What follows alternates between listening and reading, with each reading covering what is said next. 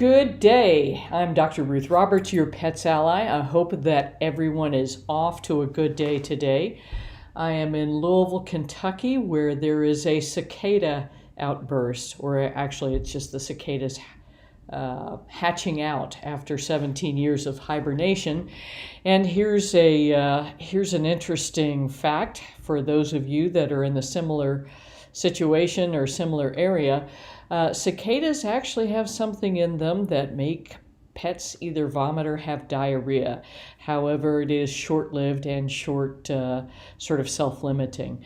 And we found this out yesterday because Pepe was so excited to get outside. And when he can't find anything else to hunt, he will hunt insects, and evidently was just devouring lots and lots of delicious cicadas, and it sort of came back to bite him, so to speak. So you've got a lot of great questions, and let me just hop right over to the Facebook page and we will get going. And I keep forgetting.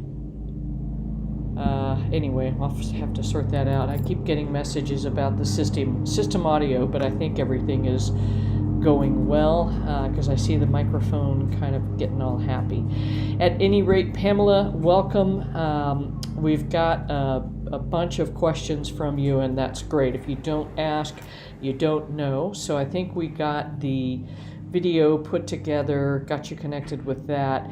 And yes, we've got a couple of changes, and I am really delighted to say that we have a freshly edited ebook that Hannah will be posting both in the group and into the members area a little bit later today, but it includes all of these other concerns you raised, which is, adding the oil after cooking so it doesn't get damaged, and then also that the leafy greens tend to shrink down.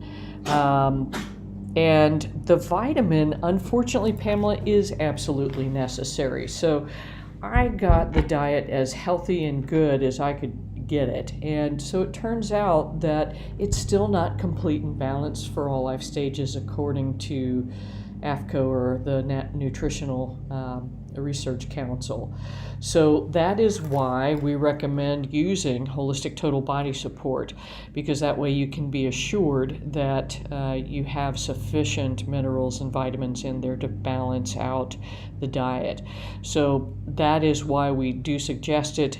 Additionally, there is taurine for those dogs that may have predisposition to heart disease, and also for our cats that must consume taurine to get an adequate amount in their diet. And we've got a bunch of new members. So Nancy, bunches. Robin, Eli, Rachel, Sherry, Shelley, Paige, Lori, Kate, and Alexandra, welcome. We are so delighted to have you on board.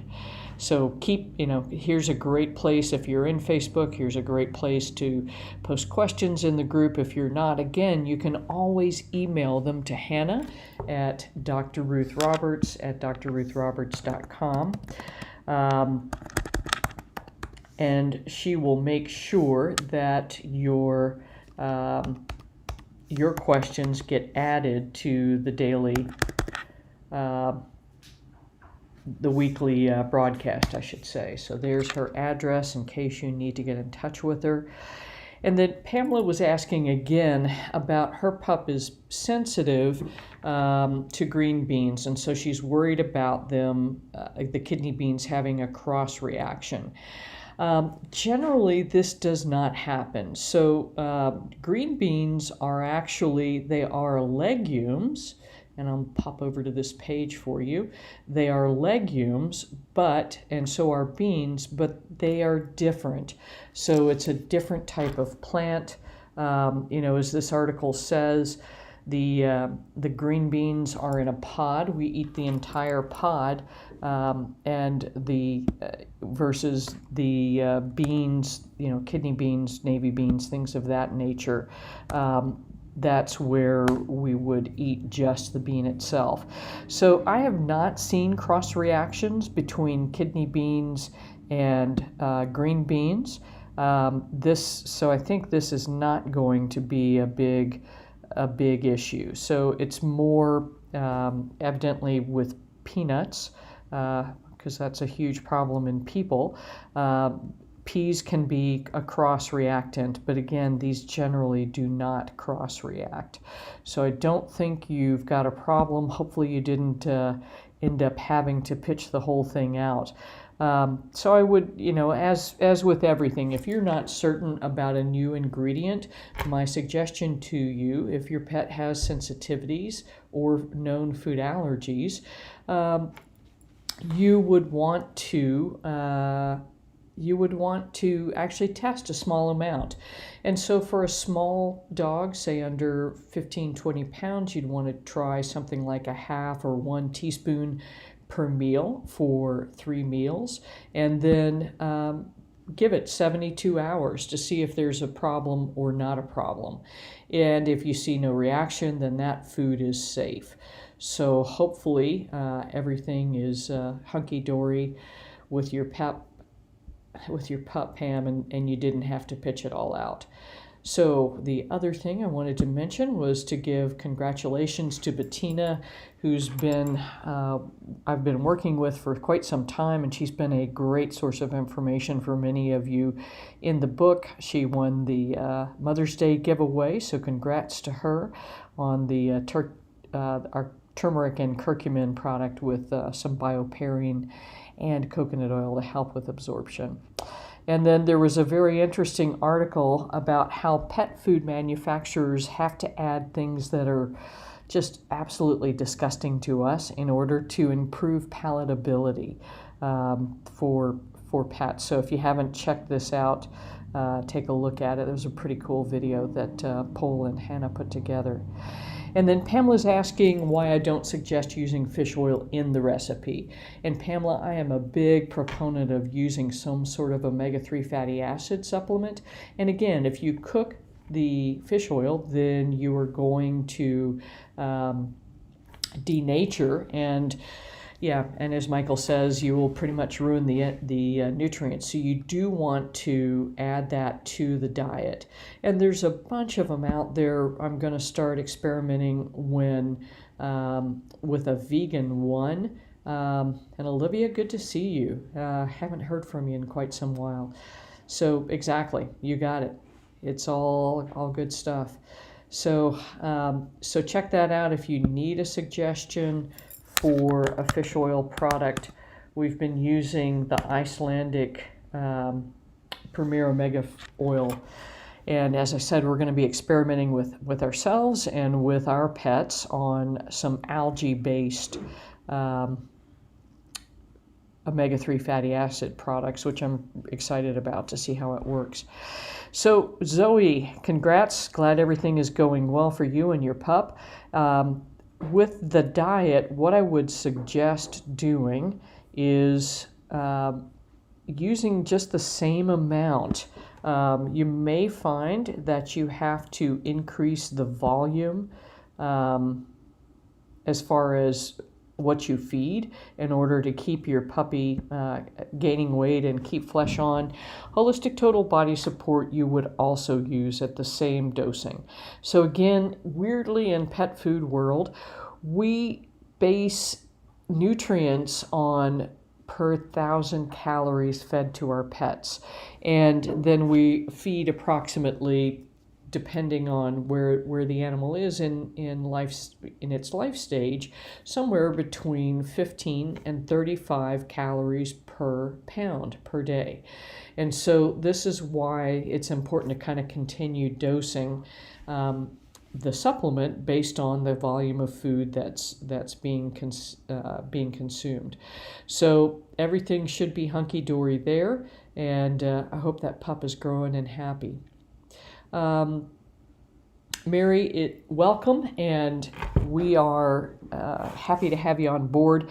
Turmeric is one of those herbs, so I used to take a lot of it, and then I realized I don't digest it very well either. So the turmeric itself is in there more for a long-range plan, and that is to resolve stagnation in terms of Chinese medicine, and to kind of keep things moving. So if you can resolve stagnation, meaning, and in Chinese medicine, that can mean anything from arthritis to cancer, frankly. So if your pet's sensitive to turmeric, you can use something like mustard or ginger, or many of these other really kind of potent, pungent herbs to keep things moving. So Nancy, it's not so much to keep it from becoming rancid, but really to provide a health benefit. And you guys, you are awesome that you're kicking in here and trying to support each other and answer questions to the best of your knowledge. And what I'm really enjoying seeing is that you are being kind to each other when you say, well, that's not really the information that I had.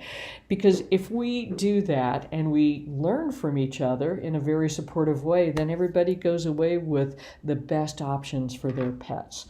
So right on, everybody. And Catherine, good to hear from you as well.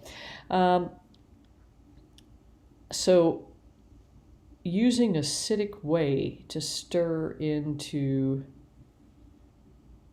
okay, so you're draining your yogurt and then adding that in. I mean, I don't think that will create any issues at all unless there's a lactose intolerance, and unfortunately dogs do tend to have that. Whey is an interesting product, but you're going to be throwing some probiotic organisms in there and things of that nature. So I think as long as nobody has an issue with it, that is perfectly fine to do. I do recommend using actually whey protein, or more better, so to speak, is collagen. And the one we've been using, I'm looking around here so I can show it to you, that I've been very happy with for both us and the pets, is Dr. Axe's multi-collagen protein. And what's super about this is that there are 5 types of collagen protein in there, so we're supporting the joint, skin, hair, and then also the other 2 are actually providing some of the structure for improving, for using that collagen. And we would use that I would suggest using it for older pets where we're trying to maintain muscle, or for pets that have had a really long, debilitating series of health issues. The one codicil to it is chicken based, so for some pets that's just not going to be appropriate. But yeah, that's a really great idea. Use a little bit of yogurt whey to and thanks for the pun too. I'm a little slow this morning, but yeah, so that should be just fine, Catherine. Good to see you. And Susan, I will address this over an iPets Ally. And that's very interesting, but there are a couple of suggestions I can make for you in terms of how to work on reducing that prostate. And I think that is what I have for you today. Let me double check the list of questions Hannah had put together so I don't leave anything out. And yeah, we're covered. So I will see you next week. And until then, remember, your pet's best health starts in the bowl. And look for that. Let me go back to the Facebook group so I can show you where to look. So if you go into files, let's see here. So if we pop back over to the groups, I'm actually showing you. And I think this is, yeah, here we go. So it would be right here under files.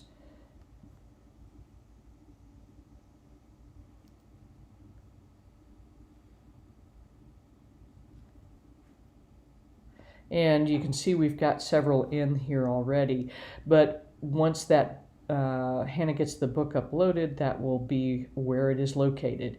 And all of this stuff is just for your information. The Nutritional Research Council recommendations for dogs and cats, some things that Catherine's Bockham has uploaded as far as things she's found useful, a spreadsheet template, and then the nutritional analysis, that's the right word, for the both of the diets, and then some body conditioning scoring charts if you're not sure where your pet is weight-wise. So again, many thanks to all of you. We look forward to seeing you all every week. So until next week, remember, your pet's best health starts in the bowl. Thanks.